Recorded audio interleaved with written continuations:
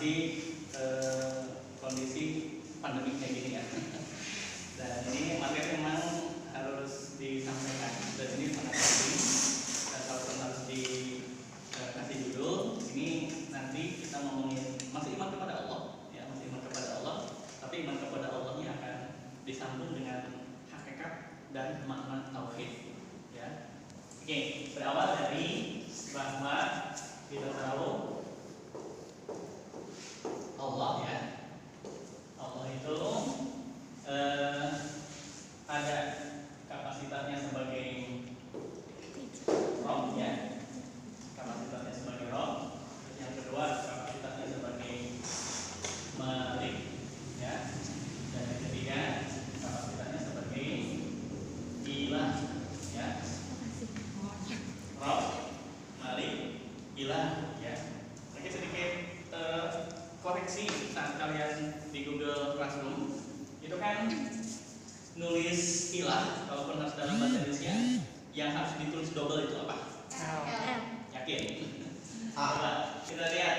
Ini kan tulisannya gini, Rob, ya. Kemudian Malik, Malik kan gitu, Malik itu atau Maliki terserah, kalau aja ya apa. Nah kemudian tulisannya gimana? Ya. Nah, ilah kan gitu ya. Ilahi atau ilahu kan gitu, ya. Artinya di sini kalau harus ditulis double huruf L atau huruf A dalam bahasa Indonesia? Huruf A, ya. Karena lamnya ada tasdidnya tidak? Tidak. Ya, kalaupun harus L-nya 2, mestinya kayak gini, ya. Kan itu, ilah kan gitu. Baru L-nya harus 2 karena ada tasdid. Itu ya. Jadi harus dikoreksi. Nah, tulisan kalian waktu saya sengaja nggak merespon itu di Google Classroom karena memang harus ditulis gitu ya. Jadi memang ilahu atau ilahi. Nah, hanya kita dapati bahwa Rob, Malik dan ilah itu diambil dari 2 surat. Pertama Al-Fatihah, kemudian yang kedua surat An-Nas. Nah, kita coba bandingkan ada persamaan apa, ada perbedaan apa. Kan membandingkan itu mencari kesamaan dan mencari perbedaan. Secara persamaan, oke, baik di Al-Fatihah maupun di An-Nas ada Rob, ada Malik, ada ilah. Kan itu? Dan kita tahu bahwa Rob itu maknanya ada berapa kemarin? 3. Pencipta, pengatur, pemberi rezeki. Kalau harus dikata kerjakan, maka pencipta itu berarti kerjaannya apa? Menciptakan. Pengatur itu kerjaannya apa? Mengatur. Pemberi rezeki itu kerjaannya apa? Memberi rezeki. Menciptakan, mengatur, memberi rezeki. Itu kata kerja aktif atau kata kerja pasif? Aktif. Karena awalan me kan ya? Oke, menciptakan, mengatur, memberi rezeki. Hanya kata kerja aktif itu ada 2. Ada yang transitif, ada yang intransitif. Kalian tahu nggak apa bedanya transitif dan intransitif? Ada transitif, ada transtuju gitu. Transitif adalah kata kerja yang butuh objek, sedangkan intransitif adalah kata kerja yang tidak butuh objek. Ya, menciptakan butuh objek tidak? Mengatur butuh objek tidak? Memberi rezeki butuh objek tidak? Nah, lantas objek yang ada di surat Al-Fatihah, objek yang ada di surat An-Nas itu berbeda. Di surat Al-Fatihah, Allah itu menciptakan apa? Alhamdulillahi Rabbil Alamin. Kan itu? Berarti Allah menciptakan apa? Alam semesta. Allah mengatur apa? Alam semesta. Allah memberi rezeki? Alam semesta. Kan itu? Sedangkan di surat An-Nas, Rob-nya itu disambung dengan apa? Qul a'udzu birabbil nas. Nah, artinya Allah menciptakan manusia.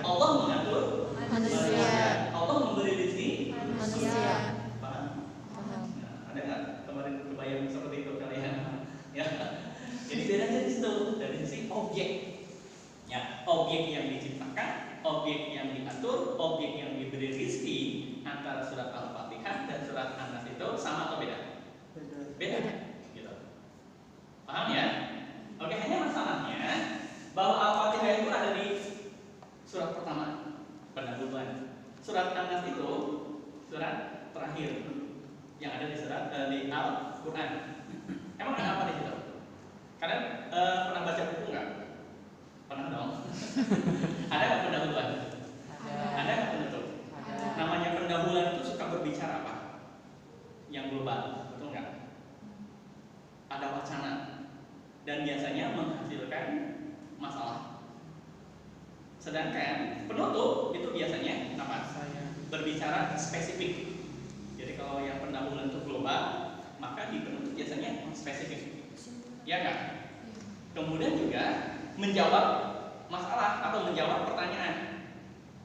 Oke, kita hubungkan bahwa secara global alam semesta dengan manusia beda yang mana? Kan kita paham di situ ya?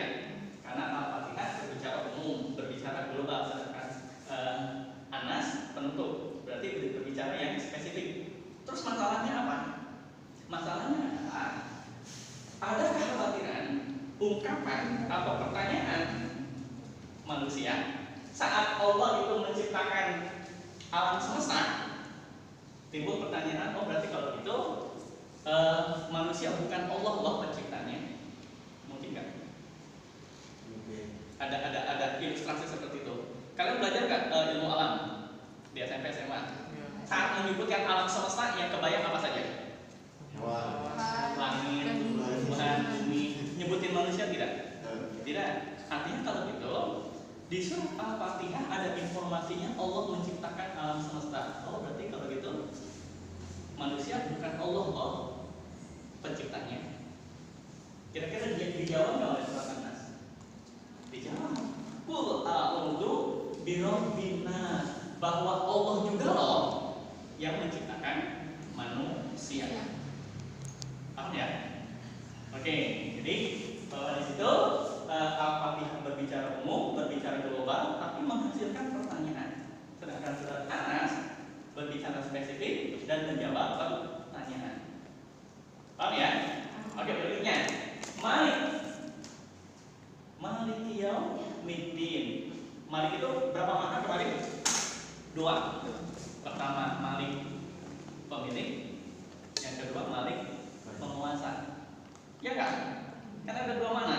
Tersampaikan kan di GC kan ada Malik itu makna pemilik dan juga makna penguasa.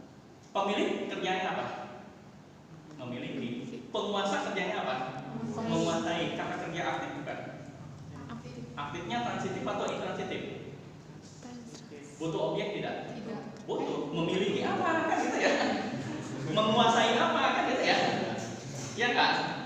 Nah, coba kita lihat di Al-Fatihah Allah memiliki apa? Allah menguasai apa? Nah, bahasanya coba Maliki Yaumiddin. Kan itu? Artinya kalau gitu Allah memiliki hari pembalasan. Allah menguasai hari pembalasan. Global tidak? Luas tidak? Besar tidak? Nah, sedangkan di surat An-Nas Allah memiliki Nas. ayatnya di mana?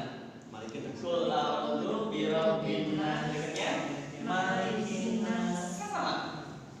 Ya enggak? Berarti kalau di surat An-Nas Allah itu memiliki manusia, Allah itu menguasai manusia. Paham ya?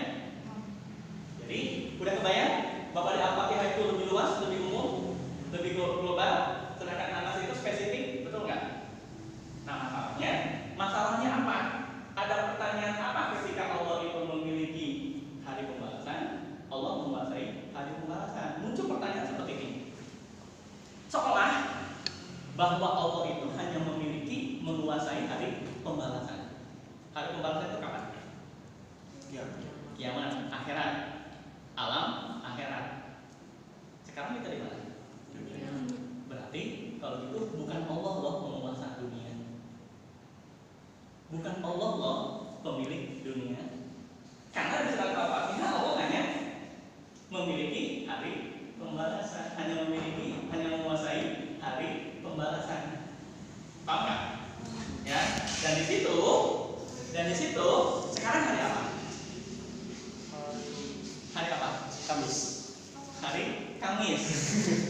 Hari Kamis itu hari pembalasan bukan? Bukan. Oh, berarti kalau hari Kamis bukan Allah loh pemiliknya. Karena Allah hanya memiliki Hari pembalasan. hari pembalasan, kan gitu? Ya enggak? Berarti Allah hanya menguasai hari pembalasan, tidak memiliki hari Kamis, tidak memiliki hari Jumat, tidak memiliki hari Kamis, hari Jumat adanya di mana? Di dunia. Tapi kesimpulannya bahwa Allah itu bukan pemilik dunia, bukan penguasa dunia. Itu pertanyaan bukan? Masalah bukan? Karena Allah hanya memiliki hari pembalasan, berarti memiliki akhirat. Ya, dijawab tidak oleh surat An-Nas? Dijawab tidak? Dijawab bahwa Allah juga loh pemilik manusia, bahwa Allah juga loh penguasa manusia. Manusia ada nggak di dunia? Manusia ada nggak di hari Kamis? Manusia ada nggak di hari Jumat? Manusia ada nggak di hari Sabtu? Berarti Allah juga loh pemilik hari Kamis. Allah juga loh pemilik hari Jumat. Allah juga loh pemilik dunia ini. Paham? Ya. Jadi ini konsep membandingkan surat Al-Fatihah dan surat An-Nas dari sisi Malik. Ya. Paham? Berikutnya, ilah. Ilah itu maknanya 3, masih ingat? Apa? Al-Ma'bud, Al-Mahbub, Al-Mutma'annah. Ya enggak? Masih ingat ya? Di Google Classroom-nya atau waktu di video ya, di video itu kawan-kawan, bahwa ilah itu memiliki 3 makna. Pertama apa tadi? Al-Mahbub, yang kedua Al-Ma'bud, yang ketiga Al-Mutma'annah. Apa itu Al-Ma'bud? Artinya yang disembah. Ya. Al-Mahbub yang apa? Dicintai. Al-Mutma'annah, pemberi ketenangan, pemberi kedamaian. Nah, kita lihat apa bedanya ilah yang ada di Al-Fatihah dengan ilah yang ada di surat An-Nas. Apa bedanya? Bedanya gini, bahwa Allah di surat Al-Fatihah itu disembah oleh siapa? Beda nggak dengan yang menyembah Allah di surat An-Nas? Sama atau beda? Di surat Al-Fatihah bahwa Allah ilah itu kan dari ayatnya di mana? Iyyaka na'budu, apa artinya? Hanya kepada Allah. Hanya kepada Engkau lah Kami menyembah. Berarti yang menyembah Allah siapa? Kami. Oke. Yang menyembah Allah adalah kami. Di surat An-Nas, ilahin nas. Berarti yang menyembah Allah itu siapa? Manusia. Oke. Di sini manusia. Ingat kembali, Al-Fatihah umum global. An-Nas apa? Spesifik. Oke, gedean mana kami dengan manusia? Kami. Luasan mana kami dengan manusia?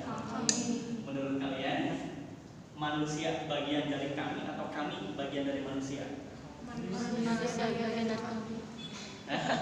Sangat maknanya gini, kalau misal kami itu bagian dari manusia dengan manusia bagian dari kami, akan muncul polanya seperti ini matriknya ya. Kalau manusia bagian dari kami, berarti kami ini terdiri dari pertama ada manusia, kan gitu ya? Ada apa lagi? Ada hewan. Ada apa lagi? Tumbuhan. Binatang. Sama ya tumbuhan. Animal. Tumbuhan. Boleh kita sebut ada jin? Boleh. Boleh. Jadi kita panggil jin ya. Setan. Ada tuh. Jadi itu tanya. Ada malaikat? Ada. Ada yang malaikat? Di mana? Di sini. Ada di kanan kiri kalian? Iya. Ada malaikat. Ya. Pencatat amal. baik tingkatan awal huruf kan ada ya. Ya. Oke. Ini kalau misal bahwa kalau manusia bagian dari kami, berarti dalam kami ada manusia, ada hewan dan seterusnya. Tapi kalau misal bahwa kami itu bagian dari manusia, maka selain kami ada apa saja? Gak ada lagi. Ada Kamu. ada kamu, Kamu. ada ya nggak? Oh iya. Ada kamu, ada apa? Kalian. Ada aku, ada apa? Ada dia. Iya. Ya kan? Iya. Jadi itu bagian dari manusia. Ada kami, ada mereka, ada kamu, ada aku, ada dia. Nah, yang menyembah Allah di Al-Fatihah itu siapa? Kami. Kami. Yang menyembah Allah di surat An-Nas itu adalah Manusia. Kalau misal kami bagian dari manusia, manusia bagian dari kami, mana yang lebih besar? Manusia bagian dari kami. Ini pahamnya kalian, apakah manusia bagian dari kami atau kami bagian dari manusia? Saat konsepnya adalah ya manusia bagian dari kami, berarti saat mengatakan iya karena buruk hanya kepada Engkau lah kami menyembah, berarti mewakili malaikat, mewakili jin, mewakili tumbuhan, kan gitu ya? Ya enggak? Konsepnya seperti itu. Tapi kalaupun misal bahwa yang konsepnya kami bagian dari manusia, berarti yang menyembah Allah itu siapa? Yang menyembah Allah itu siapa? Kami, mereka belum tentu menyembah Allah. Dia belum tentu menyembah Allah. Karena yang menyembah Allah hanya Kami. kami, kan gitu? Iya kan? Nah, justru yang dipahami adalah bukan manusia dari kami, tapi kami dari manusia. Artinya bahwa di surat Al-Fatihah ini, yang menyembah Allah siapa? Kami. Kami, mereka belum tentu. Dia belum tentu. Artinya berarti ada Tuhan selain Allah. Ya kan? Berarti ada yang disembah selain Allah. Paham? Artinya kalau gitu yang dijadikan Tuhan oleh manusia itu masih banyak. Karena yang menyembah Allah hanya kami, mereka belum tentu. Nah, di Al-Fatihah ini yang globalnya, yang umumnya adalah yang disembahnya, yang dianggap Tuhannya. Nah, sedangkan yang menyembah Allah di surat An-Nas siapa? Manusia. Berarti kami menyembah Allah, mereka menyembah Allah, dia menyembah Allah, kamu menyembah Allah, aku menyembah Allah. Berarti kalau gitu ada nggak Tuhan selain Allah? Nggak ada. Nggak ada. Makanya akhirnya dari makna bahwa Allah itu ilah muncul kalimat la ilaha illallah. Apa artinya? Tiada Tuhan selain Allah. Paham? Ya. Jadi artinya di surat An-Nas, di surat Al-Fatihah itu masih ada kemungkinan pemahaman bahwa ada Tuhan selain Allah. Karena yang menyembah Allah hanya kami, mereka Belum tentu. Belum. Sedangkan di surat Al-Fatihah yang menyembah Allah siapa? Manusia. Berarti semua manusia menyembah Allah. Makanya tidak ada Tuhan selain Allah. Ucapannya gimana? La ilaha illallah. Itu disebut dengan kalimat apa? Taibah. Kalimat thayyibah atau kalimat tauhid, kan gitu ya? Kalimat apa? Tauhid. Apa itu tauhid? Mengesahkan atau menganggap satu-satunya, mengimani satu-satunya, kan itu? Kaulah satu-satunya kan itu. Oh, lagu. Jadi mah kaunya ke Allah kan ya? Kaulah satu-satunya yang disembah kan itu. Paham?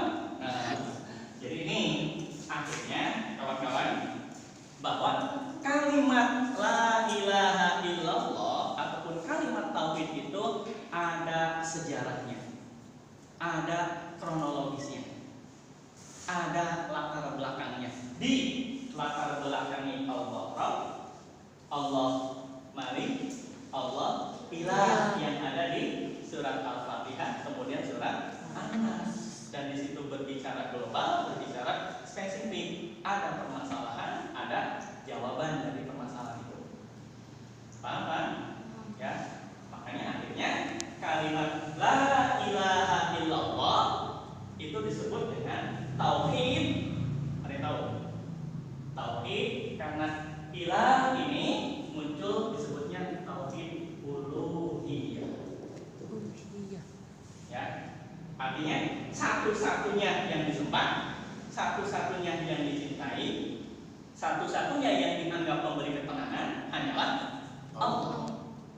Nah dari sini muncul juga sebenarnya dari Malik muncul la Malika. Apa artinya? Tadi Malik apa artinya? Kuasai. Pemilik, penguasa, berarti tidak ada yang memiliki, tidak ada yang menguasai kecuali Allah. Artinya disebut muncul dengan tauhid mulkiyah. Ya.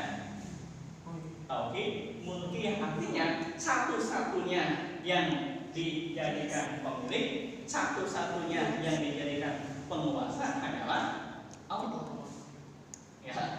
Dan yang terakhir dari roh ini sebenarnya muncul juga kalimat la robba. Apa artinya? Tidak ada yang menciptakan, tidak ada yang mengatur, tidak ada yang memberi rezeki kecuali Allah. Dan nanti ini disebut dengan tauhid rububiyah. Ya. Apa artinya? Satu-satunya yang dianggap sebagai pencipta, satu-satunya yang dianggap sebagai pengatur, satu-satunya yang dianggap sebagai pemberi rezeki, yaitu Allah.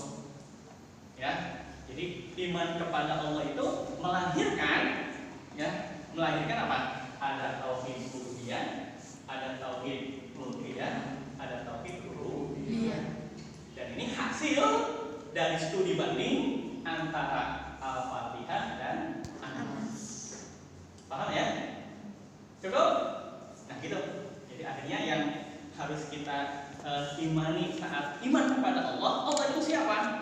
Allah Rabb, Allah Malik, Allah Ilah yang melahirkan tauhid rububiyah, tauhid mulkiyah dan tauhid uluhiyah. Oke? Gitu aja ya.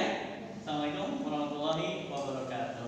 Waalaikumsalam. Berapa durasinya?